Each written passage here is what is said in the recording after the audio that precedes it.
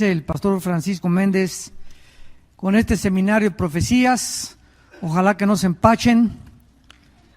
Así decimos en México, cuando hay demasiada comida se empachan. Hay seminarios donde la gente sale y dice: Dios mío santo, ¿verdad? Voy a tener que usar todavía los próximos meses en asimilar todo lo que estamos recibiendo, y de eso se trata precisamente, ¿verdad? De poder recibir la palabra y masticar lo que podamos asimilar en nuestra alma, y más adelante pues podemos darnos cuenta que muchas cosas que no entendemos ahora las vamos a entender después. Bueno, en esta cuarta conferencia el tema que vamos a desarrollar está titulado El último falso profeta.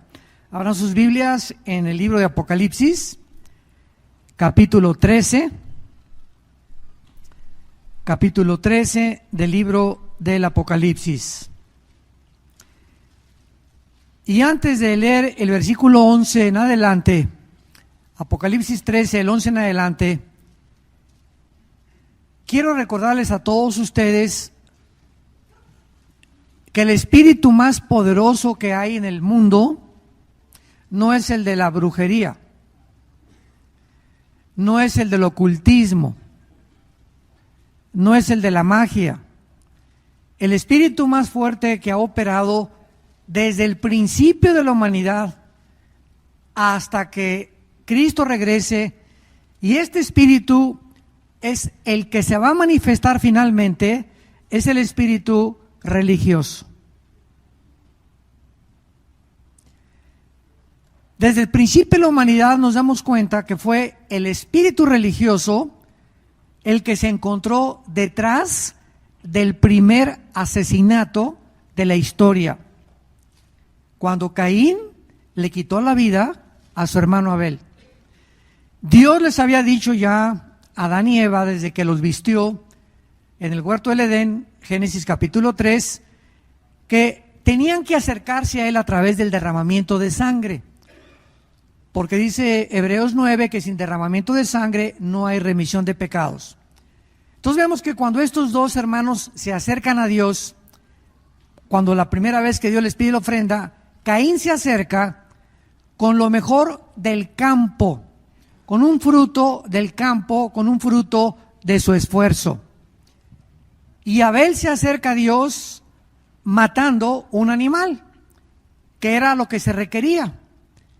Entonces Dios le dice a Caín: no acepto tu ofrenda, y recibe la ofrenda de Abel.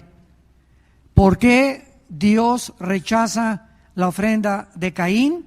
Simplemente porque Caín se estaba acercando a Dios a su propia libertad, a su propio albedrío, sin que él respetara lo que Dios había establecido, que había acercarse a él. Podemos decir de una forma muy clara que el origen de las religiones se encuentra en Caín.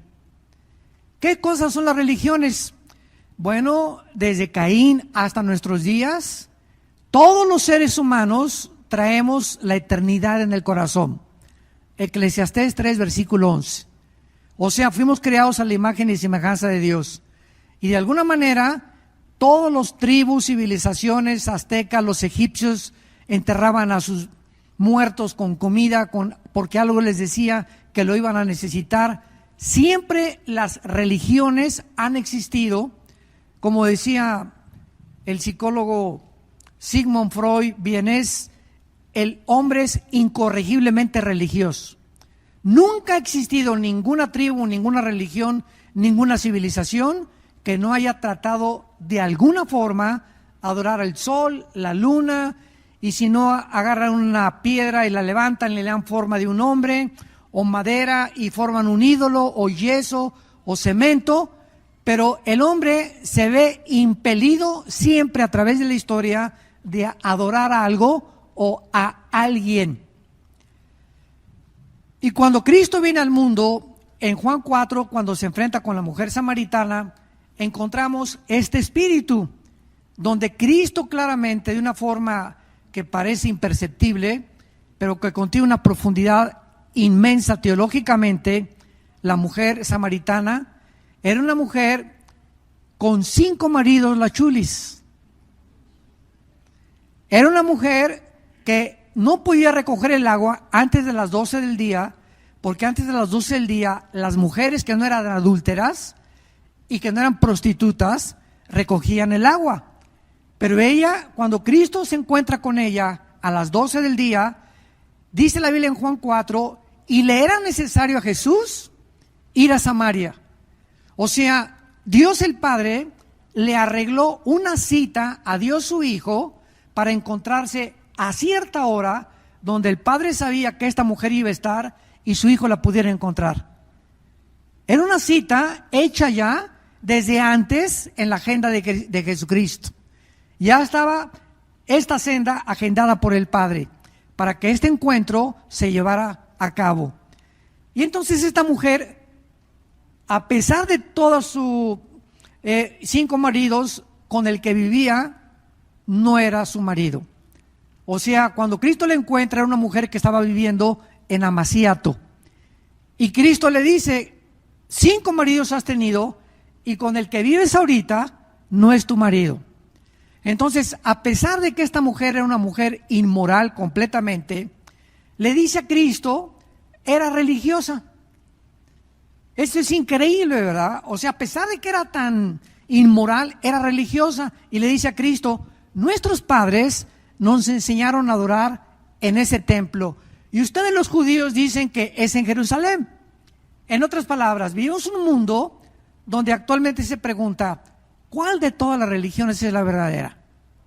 Unos dicen que los mormones, otros que los sabáticos, otros que los evangélicos, otros que los católicos, otros que los sabatistas.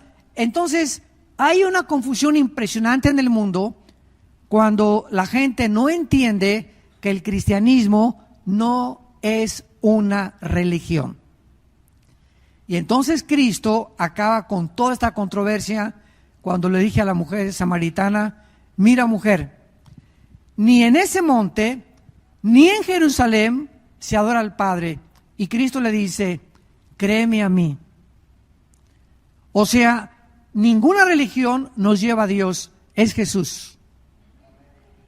Y Cristo no bajó del mundo a traernos una más de las cientos de religiones que existen.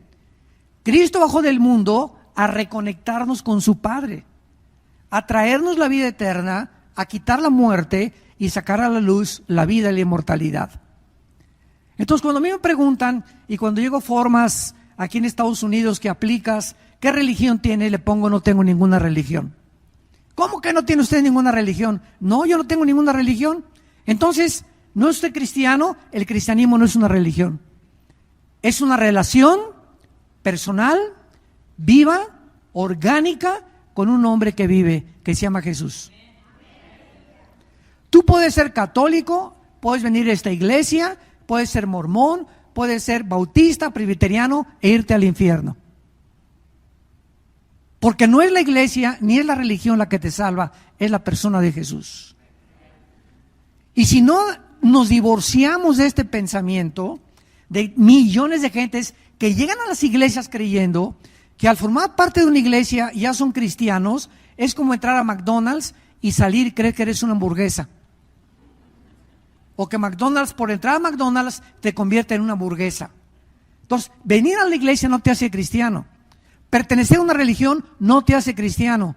Nos hace cristiano cuando personal e individualmente nos encontramos con Jesús.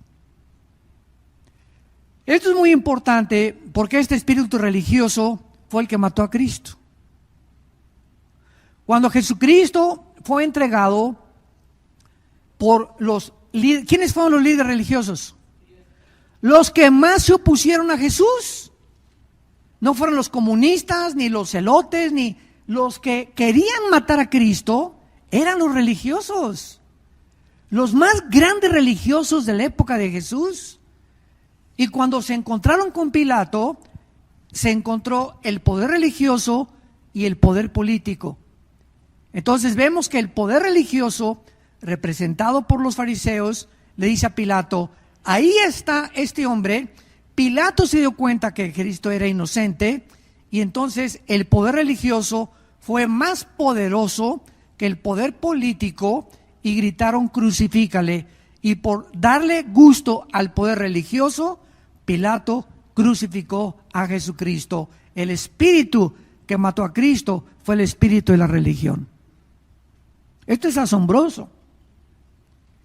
Y como es el espíritu más poderoso, es precisamente por lo cual Satanás tiene el mejor disfraz. El mejor disfraz de Satanás no es detrás del movimiento comunista, ni detrás de ISIS, ni detrás de Hezbollah, ni detrás de Hamas, ni detrás de un grupo terrorista. El mejor disfraz de Satanás es la religión, porque es la que menos aparenta ser mala. Entonces, mientras una persona crea que tiene una religión, se siente satisfecha delante de Dios. Y esta es la razón por la cual la Biblia nos muestra en Apocalipsis 13 que el espíritu de la religión, representado por el falso profeta que vamos a ver, se va a unir al anticristo. Y en el libro de Apocalipsis capítulo 17, más adelante encontramos a una ramera, a una prostituta, que es un símbolo, montada sobre una bestia. La bestia es el anticristo y la ramera es la religión. Entonces, antes de que venga Cristo, la religión va a dominar, porque la mujer montada sobre la bestia implica que la está dominando el poder religioso, dominando al poder político, a la bestia. Los primeros 3 años y medio del periodo del anticristo va a ser la religión quien va a controlar el poder político del anticristo. Y en el mismo capítulo 17 de Apocalipsis vemos que los 10 cuernos que representan la confederación política del anticristo se deshacen de la ramera, la queman, y son los últimos 3 años y medio los que el anticristo gobierna el mundo. Nada más 3 años y medio o 1260 días. Vemos entonces en Apocalipsis capítulo 13 que del versículo 1 al versículo 10 se describe al anticristo, y en el versículo 11 el Espíritu Santo nos declara estas palabras: después vi otra bestia. Ya no es el anticristo, del versículo 1 al versículo 10. Ahora se nos abre la cortina para enseñarnos a otra bestia que no es el anticristo. Y dice la Biblia que esta bestia subía de la tierra. Tenía 2 cuernos semejantes a los de un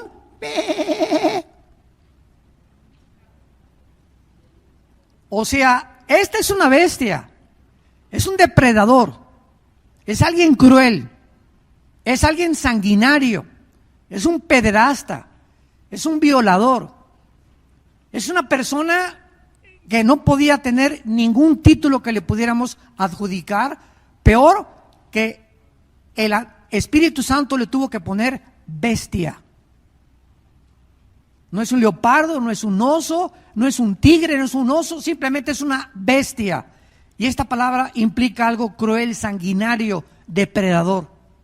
Pero esta bestia tiene apariencia de que no hace nada. Porque Satanás, según de Corintios 11, se disfraza como ángel de luz. Tiene la apariencia de un hombre santo. Tiene la apariencia de un hombre bueno, con cuernos, con cara de cordero, cuernos de cordero, pero habla como dragón. Vemos pues la combinación de un cordero en apariencia, pero de dentro, de la abundancia del corazón, habla la boca. Y la palabra dragón se usa siempre para Satanás. Entonces, se va a levantar en el mundo un hombre religioso en los tiempos del anticristo, que va a unir a todas las religiones. Y sabemos que este espíritu religioso va a tener su centro en el Vaticano. No hay ninguna duda por ningún teólogo en el mundo de que Apocalipsis 17 se refiere a Roma. y no nos da tiempo de ver todo esto para demostrarlo, pero vamos a ver que va a ser uno de los papas, y esto lo podemos decir abiertamente y con dogmatismo total. Un papa va a ser el último líder religioso del mundo. Y a través de los últimos 20 siglos, ¿quiénes han gobernado Europa? ¿Quién gobernó Europa durante 18 siglos? Los papas.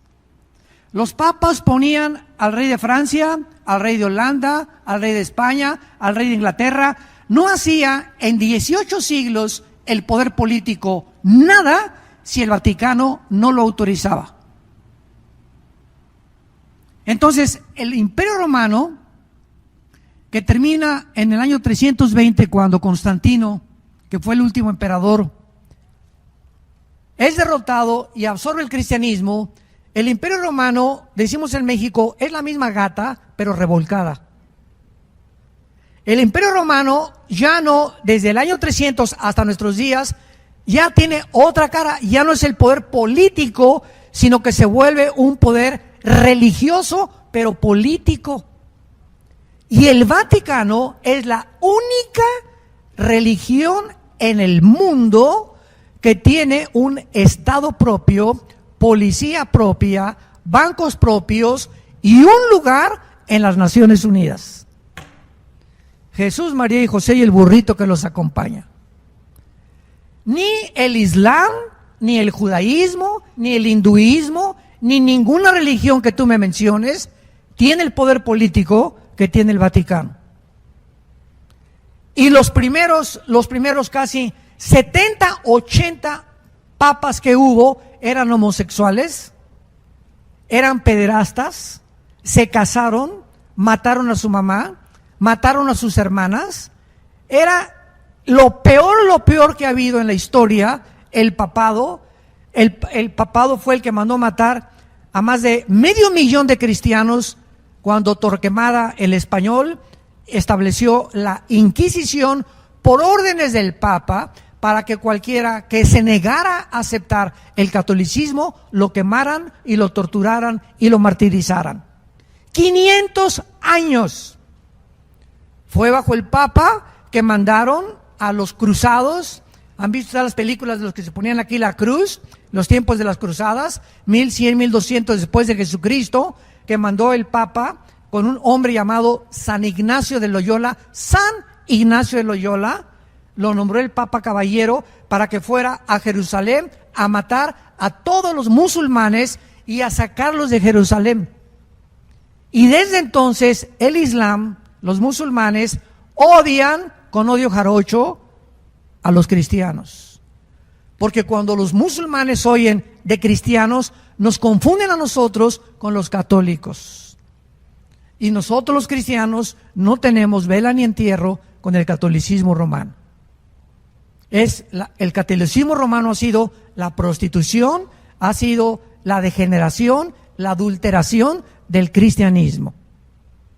Y del año 320, escuchen, hasta el año 1961 se introdujeron al cristianismo 38 herejías. Oración a los santos, elevaron a María corredentora, que no solamente Jesús es el que salva, sino también María. Le elevaron a la Madre de Dios. Imagínense nada más, si Dios tiene madre, pues entonces ella es diosa. Inventaron la transubstanciación, que cuando toman la hostia, en ese momento la hostia se convierte en el cuerpo y la sangre de Jesucristo, y te la tomas el domingo, se te sale de lunes a sábado y se te vuelve a meter el domingo. Inventaron en 1860 que el Papa era infalible, la infalibilidad papal, o sea que cuando el Papa habla ex cátedra, y lo que dice el Papa es Dios hablando. Y vemos que todos los papas se han contradecido unos a otros. Durante casi 20 siglos se introdujeron y la Biblia se cerró. Y hasta 1961, uno de los mejores papas que ha habido, Juan XXIII, un gordito simpático, Él, quién sabe cómo le cayó una Biblia en sus manos. Y entonces Juan 23 comenzó a leer la Biblia y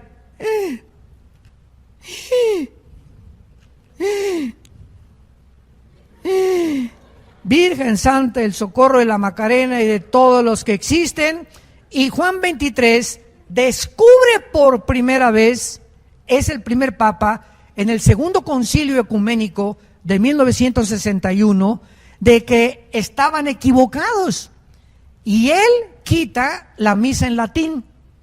Yo me acuerdo todavía de niño que mi abuela nos llevaba a misa, y yo cuando era niño, ¿verdad?, a los 12 años yo quería ser cura, porque fuimos educados en colegios lasallistas en Acapulco, en México, y pues aprendí un poco de latín para saberle contestar al padre, porque acuérdense los acólitos antes que había, el padre se acercaba y decíamos, el padre decía, introigo al altare Dei, o sea, me introduzco al altare Dei, adiam collectifica juventudes meam, tu et tues Dios, quia cortitud portitudes suistis, o sea, me acerco al altar de Dios a ofrecer el sacrificio por los vivos y por los muertos. Y nosotros los acólicos nos acercábamos con él, y me acuerdo que yo cada vez que me ponía atrás del altar me bebía el vino tinto. Y ahí me di cuenta que no podía ser cura. Me comenzó a doler la conciencia. Bueno, pero esa es otra historia. Pero así es como Juan 23 fue el que quitó el latín, mandó quitar las imágenes, y ahora casi en la mayor parte de las imágenes en las iglesias católicas ya no hay santos. Hay en los pueblitos, en México no se las quitas, pero ni de chiste, porque te crucifican. Entonces quitó las imágenes, se permitió ya la música, y gracias a Dios, de los 60 del siglo pasado, los católicos por primera vez en la historia han comenzado a leer la Biblia. Y ahora hay miles de católicos que van a estar con nosotros en el cielo. Cantidad de católicos, y va a haber miles de evangélicos que van a estar en el lago de fuego. Entonces, no todo el que me dice Señor, Señor, hay católicos que no tienen el conocimiento que tú y yo tenemos, que no han venido a estos seminarios, sin embargo, de alguna forma, leyendo la Biblia, se han encontrado con Jesús. Y le han pedido entrar a su corazón, y eso sí, es algo que es garantizado. Si realmente recibieron a Cristo, tarde o temprano se van a tener que salir de la iglesia católica. No pueden permanecer ahí mucho tiempo. Muy bien. Entonces, se introducen más de 37 herejías, ya podríamos aquí estar contándolas todas las que se introdujeron, pero este espíritu religioso es donde mejor opera Satanás, a través de las religiones. Es su mejor disfraz, porque precisamente en el siglo XX es el siglo donde más ateos ha habido. ¿Sabían ustedes eso? Nunca en la historia ha habido tantos ateos como en el siglo XX. Y es interesante que el siglo XX ha sido el siglo donde más tecnología y donde más avances científicos el mundo alcanzó.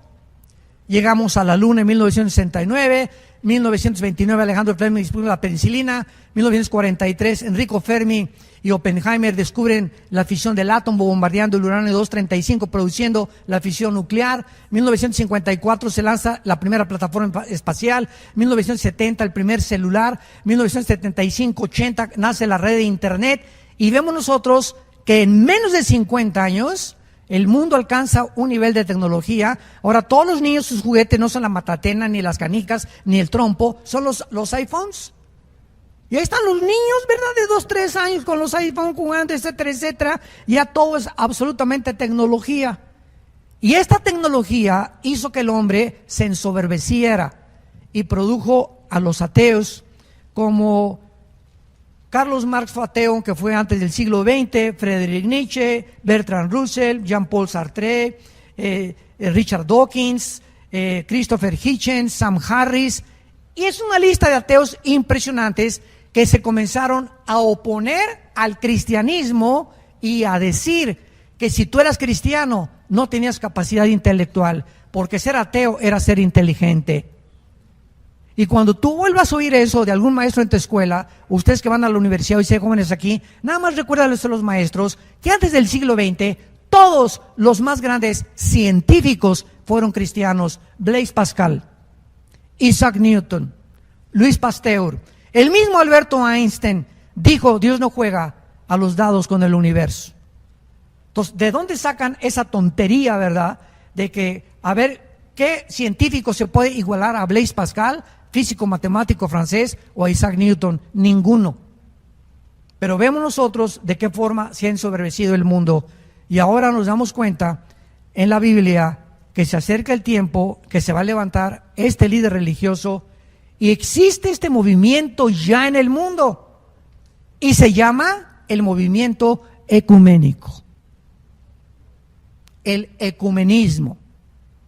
Quiero decirles lo siguiente: el año pasado, nosotros vivimos en la ciudad de Dallas, Texas. Viajamos 2 veces al mes casi a México, ahí tenemos las oficinas y todo, ahí grabamos los programas de televisión. Y en Texas, el Papa Francisco mandó a Texas, no sé si aquí a Colorado, ellos le llaman delegados apostólicos. Y mandó un delegado apostólico a Texas, estuvo en Fort Worth, estuvo en Amarillo, Texas, estuvo en Oklahoma, y juntaron a pastores. Venía en representación de Francisco y pasaron un video grandísimo donde a los pastores les dieron un desayuno, los atendieron de maravilla, y donde el Papa Francisco habla pidiéndonos a los pastores que regresemos al rebaño. No se imaginan la cantidad de pastores que firmaron la declaración, con el propósito de que todos oremos por la paz. Se disfrazó con ese disfraz y con la carita que tiene de borreguito a medio morir. Francisco, hermanitos, ¿verdad? Él es argentino, etcétera, etcétera. Quiero decirles que Dios nos ama a todos y que vamos a juntarnos a luchar por la paz, a luchar por la pobreza, bla, bla, bla. Son bienvenidos. Y se formaron delegaciones y fueron al Vaticano a visitarlo, a abrazarlo y a reconocerlo como un líder espiritual. Pero antes de Francisco, el que inició el movimiento ecuménico fue Juan Pablo II en la ciudad de Asís, en Italia. Y el Papa Juan Pablo II unió a más de 500 líderes del mundo, escuchen, y entre todas las religiones había chamanes, brujos y magos, que se juntaron todos, dizque para orar por la paz. La Biblia dice en el libro de Amós: ¿podrán caminar 2 juntos si no estuvieran de acuerdo? ¿Podemos realmente unirnos a todas las religiones bajo la bandera Peace and Love, para que todos seamos uno como Él es uno? Espérame tantito, somos uno por la verdad. Y si lo que tú predicas es un evangelio que no es el evangelio de la gracia de Dios, tú no puedes llamarte mi hermano.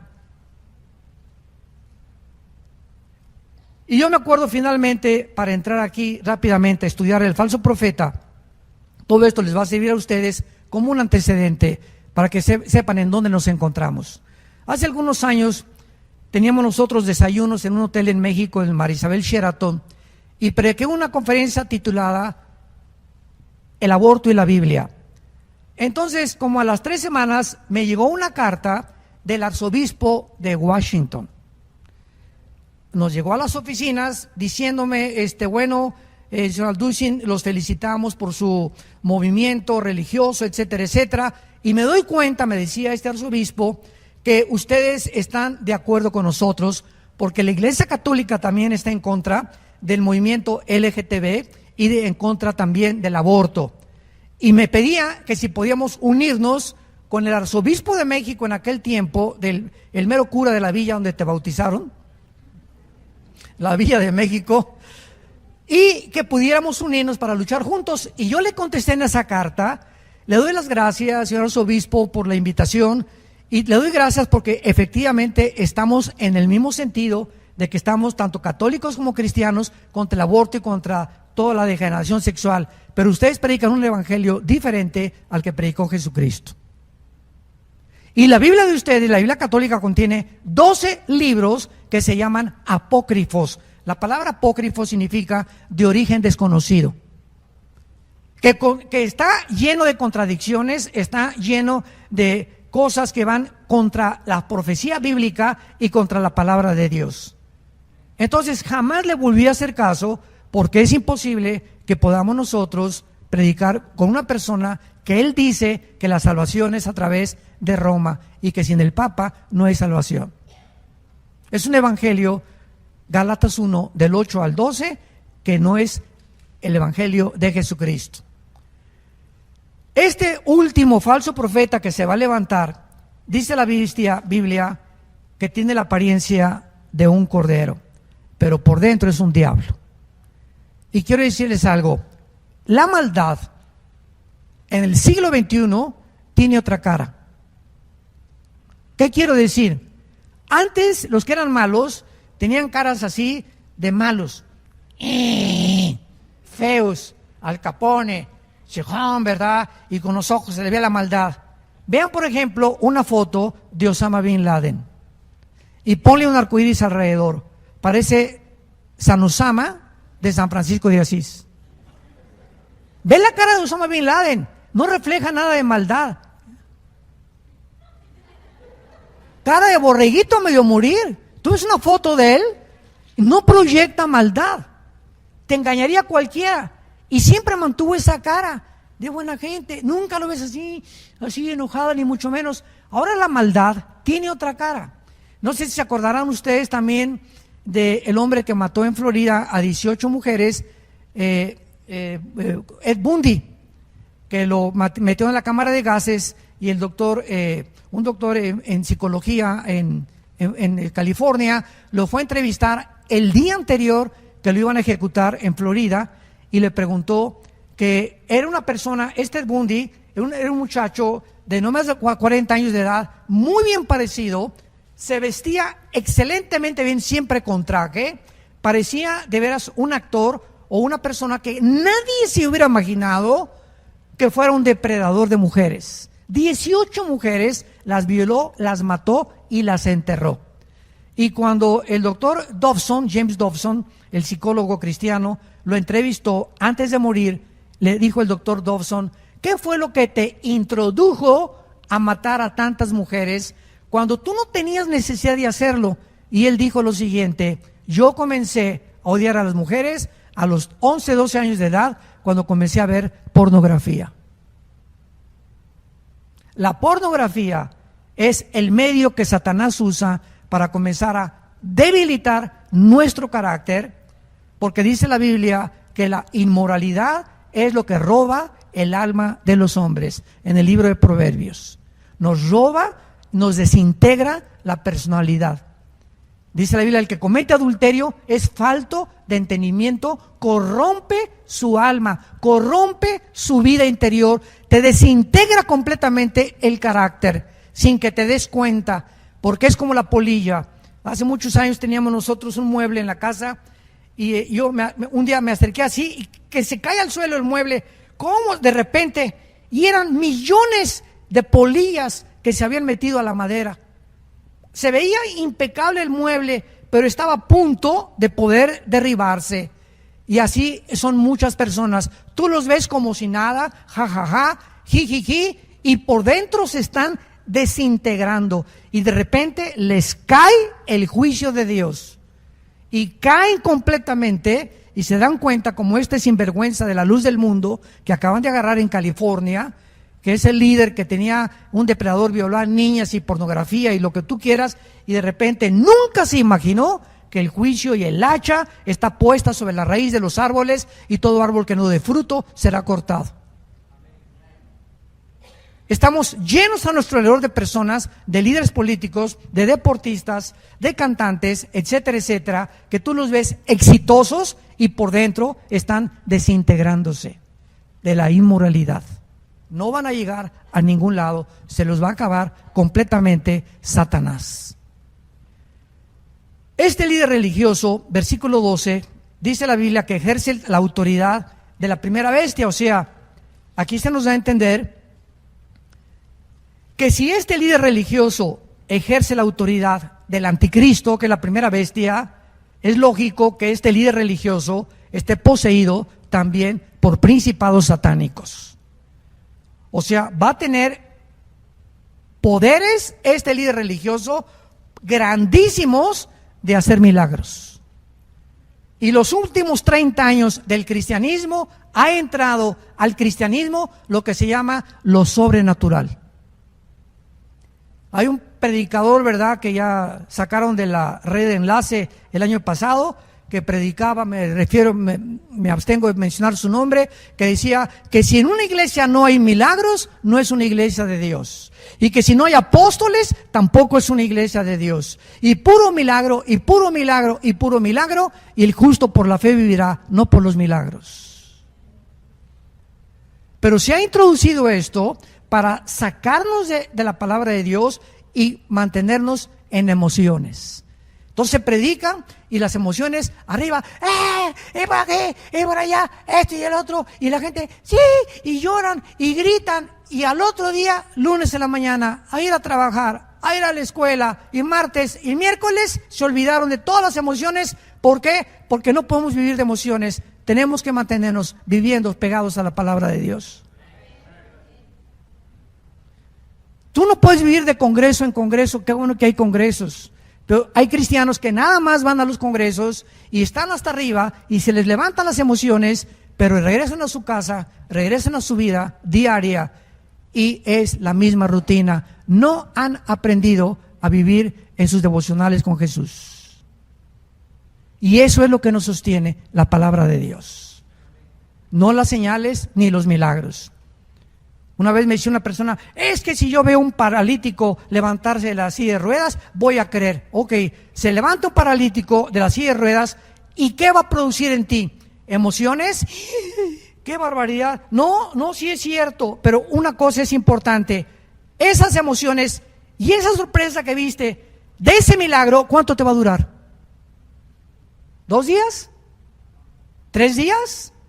Si tú no eres renacido por la simiente de la palabra, lo que tú veas y los milagros que vean no cambian ni convierten el alma. Lo que convierte es la predicación de la palabra de Dios. La fe es por el oír y el oír por la palabra de Dios. Si no es a través de la prédica del Evangelio de Jesucristo, las personas que están viniendo a Cristo son personas engañadas. Y las iglesias están llenas en el mundo, llenas de cristianos que se dicen cristianos y jamás se han arrepentido de sus pecados. Es más, ni siquiera se les ha predicado qué es el arrepentimiento, porque ahora se enseña que no hay necesidad de arrepentirse. Virgen de todos los santos. Muy bien, dice la Biblia que este líder religioso va a tener el poder satánico del anticristo. Y hace que la tierra y los moradores de la tierra adoren a la primera bestia cuya herida mortal fue sanada. Vemos nosotros que este es el espíritu religioso que mueve al ser humano a adorar a algo que no sea Dios. Y en eso se caracterizan las religiones. Por ejemplo, ¿sabían ustedes que el budismo es una religión, verdad? ¿Correcto? ¿Pero sabían que el budismo es ateo? ¿Cómo? ¿Hay una religión que es atea? Pues que no todo lo que es Dios se considera religioso, no. La misma ideología comunista, ahora el comunismo se considera una religión. Vean ustedes el desconocimiento tan grande que existe en la gente de lo que es una religión y lo que es una ideología. Es un sincretismo y una mezcla de arroz con frijoles y con carne de puerco y con tlayudas y con pozole poblano. Es impresionante lo que está pasando en el mundo y los programas de televisión dicen esto y aquello y la gente escucha y nadie sabe realmente qué es la verdad. Entre tantas mentiras que la gente está escuchando todos los días a través de los medios de comunicación. Y esta es la razón por la cual el budismo se encuentra dentro de las religiones. Vayamos rápidamente, antes de regresar a Apocalipsis, a Hechos capítulo 17. Y veamos este fenómeno de las religiones. Y estoy seguro también que a muchos de ustedes en este momento están sorprendidos. Y les va a sorprender todavía más lo que vamos a seguir hablando. Decía mi abuelita, ay nanita. Ahí nada. Hechos 17, versículo 22 en adelante, el apóstol Pablo llega a Atenas. En ese tiempo, Atenas era la gloria de la filosofía. Los grandes hombres, Demóstenes, Sócrates, Platón, etcétera, etcétera. En los tiempos de Pablo había un gran filósofo llamado Zenón, y tenía unos discípulos que eran los epicúreos. Dice el versículo 18, algunos de los epicúreos y los estoicos disputaban. Estos dos grupos de filósofos habían en tiempos de Pablo. Los epicúreos decían que lo único que era y prevaleciera la verdad, y los otros el placer, discípulos de Zenón. Entonces hicieron un montículo los filósofos en Atenas, y a ellos les encantaba, se dedicaban todo el día a estar pensando en alguna idea diferente, a ver quién tenía ideas diferentes.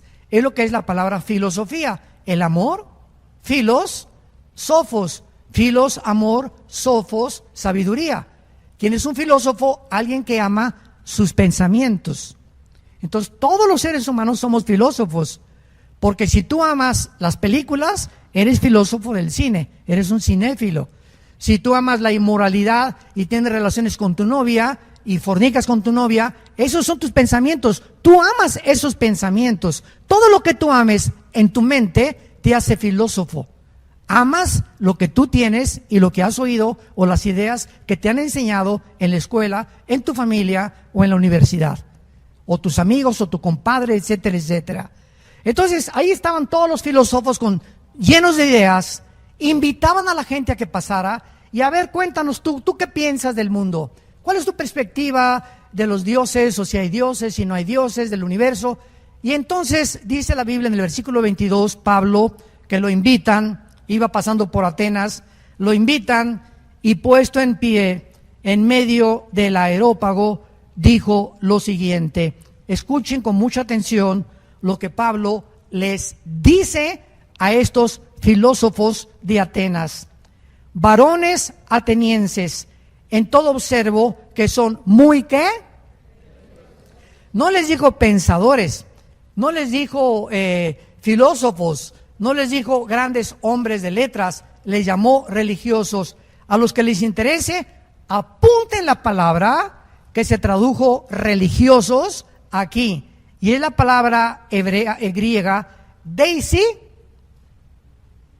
daimon, esteros. Deisi, daimon, esteros, que significa amor a los demonios. La palabra demonio viene de la palabra daimon. Deisi, daimon, esteros. ¿Quién es una persona religiosa? Sin que esa persona lo sepa, es una persona que está adorando, creyendo que a un Dios, y realmente está adorando ídolos. Demonios que se encuentran detrás de los ídolos. En todo observo ustedes que son muy religiosos, porque pasando y mirando vuestros santuarios, hallé un altar en el cual estaba otra inscripción: al Dios no conocido, al que ustedes adoran sin conocerle, es a quien yo les anuncio. Los atenienses levantaron un monumento grandísimo y le pusieron al Dios desconocido. Los atenienses hace 2000 años representaban toda la historia de los seres humanos. Toda la historia de los seres humanos y todas las religiones son movimientos que no saben a quién están adorando. Y fue lo que le dijo Cristo a la mujer samaritana: ustedes adoran lo que no saben. Mi Padre es espíritu, y los que le adoran en espíritu y en verdad. Cristo baja al mundo a revelarnos a quién debemos adorar. ¿Quién debe ser el objeto de tu adoración? No es tu esposa, no son tus hijos, no es tu trabajo, no es el deporte, no es el dinero, no es el sexo. Nuestro objeto, el autor y consumador de nuestra fe, es el Hijo de Dios. No hay otro fundamento más que Jesucristo. Y si no estás parado en Jesucristo, y no es Jesucristo el objeto de tu adoración, eres un idólatra. Aunque tú no sepas que lo eres, la Biblia te descubre tu corazón y te lo dice el Espíritu Santo, estás adorando lo que no sabes. ¿Por qué? Porque te lo enseñaron tus papás. Nosotros, por ejemplo, fuimos creados en el catolicismo, como todos los latinoamericanos.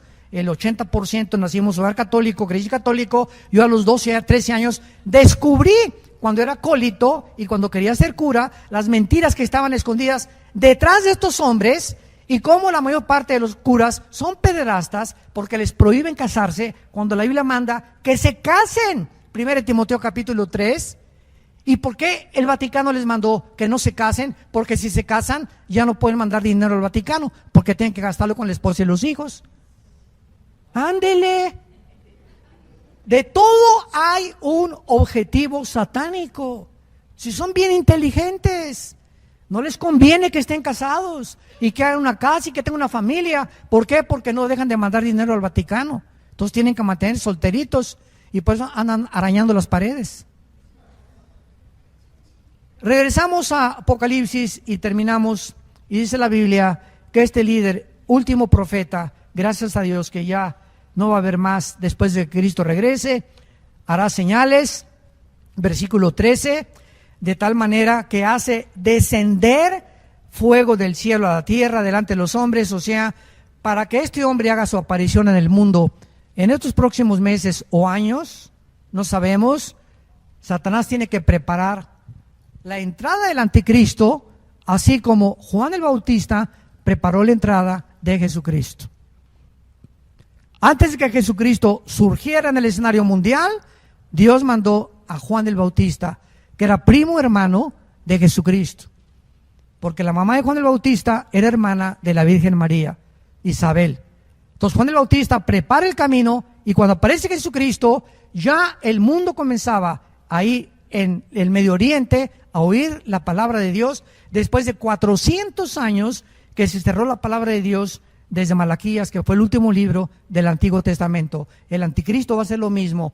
Antes de que el anticristo surja, Satanás va a mandar a un falso profeta a que le prepare el camino al anticristo, y va a ser el falso profeta el que va a hacer que la gente adore al anticristo. ¿Cómo? A través de los milagros, y la gente va a creer que por los milagros él es el Mesías que estaban esperando.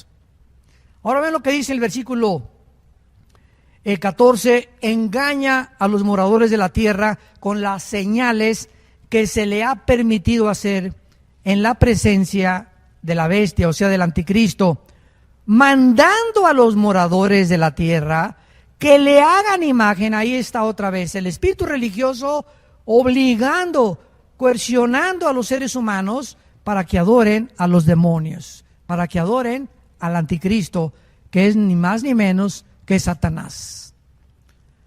Ahora, ¿saben ustedes que el anticristo va a mandar a marcar a la gente?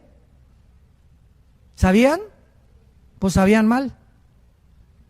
Porque no es el anticristo el que va a mandar marcar a la gente, va a ser el falso profeta. Ah, ¿ya ven que no leen la Biblia? Los agarré pero fresquecitos. Dice el versículo 15, y se le permitió infundir aliento a la imagen de la bestia, está hablando el falso profeta, para que la imagen hablara e hiciera matar a todo el que no lo adorara. Y hacía que a todos, pequeños y grandes, ricos, pobres, libres y esclavos, se les pusiera una marca en la mano derecha o en la frente. El que está mandando marcar a la gente es el poder religioso. El poder que controló Europa 18 siglos volverá a controlar el mundo antes que Cristo regrese. Y que ninguno pudiera comprar ni vender sin el que tuviera la marca de la bestia o el número de su nombre. Aquí hay sabiduría. El que tiene entendimiento cuenta el número de la bestia, porque es número de hombre y su número es 666. El 666. Quiero terminar. ¿Saben ustedes que la Biblia tiene una relación con los números? ¿Por qué Dios escogió que la Biblia fuera escrita en hebreo muy poco arameo en el libro de Daniel y todo el Nuevo Testamento en el griego, porque tanto el hebreo como el griego son los dos únicos lenguajes que cada palabra tienen un símbolo numérico. Se llama gematría, si lo quieres apuntar, no la cabala, eso es del diablo. Gematría. Por ejemplo, ¿se acuerdan ustedes que la B en el griego es el 5? ¿Se acuerdan? La B con un 1, el 6. La B con 2, 7. La B con 3, 8. El 10, una X. El 1 y la X, el 9. 2X, el 20. 3X, el 30. L, 50. Y así nos seguimos. Tienen un número que equivale a una letra. Lo mismo el hebreo. Entonces, la Biblia le asigna el 1 es el número de la unidad. El 2 en la Biblia es el número que representa el testimonio, los testigos. En boca de 2 o 3 testigos se contará toda evidencia. El 3 es el número de la Trinidad. El 5 es el número de la gracia. El 6 es el número de nosotros. Es el número del hombre, porque en el 6º día fuimos creados nosotros. El 7 es el número de la perfección, el 12 el de la prueba, y así podemos seguir. Entonces, cuando vemos nosotros 6, vemos el número 6, que es el hombre elevado a la Trinidad, el hombre hecho Dios. Satanás elevando al ser humano lo que le dijo a Eva en el jardín del Edén: serás como Dios. Elevándonos a la deidad, que es el sueño de Satanás. Fue el sueño de los césares romanos, que se hicieron dioses y fueron adorados como dioses. Este hombre que acaban de agarrar de la luz del mundo, ¿cuál era su característica? Cuando él entraba, la gente de la luz del mundo, de esta religión, no adora a Cristo, lo adoraban a él. Y quitemos los ojos de adorar a ningún ser humano. Y no hagamos de ningún ser humano un ídolo, porque la verdad ha resplandecido en nuestro corazón. Adoremos a Dios. Te damos gracias, Señor, por tu palabra en esta tarde. Y gracias, Señor, por corrernos las cortinas que han oscurecido al mundo y permitirnos ver la verdad. La luz del Evangelio que puede entrar a nuestras almas mediante la revelación de Jesucristo, cuando Él quitó la muerte y sacó a la luz la vida y la inmortalidad. Y como hijos obedientes no nos conformemos a los deseos que teníamos antes, cuando vivíamos en la ignorancia, cuando vivíamos en tinieblas, cuando éramos religiosos pero no cristianos. Y ahora tú nos quitas las vendas de los ojos y nos muestras la grande diferencia entre ser religioso y ser cristiano. Gracias, Jesús, porque ahora sabemos que nuestra adoración es a ti, a tu Padre, en espíritu y en verdad, para que podamos mantener este espíritu hasta la venida de Cristo y ser guardados del engaño que viene en las vendas que el mundo entero tiene. Oramos en tu nombre precioso, Señor Jesús. Amén.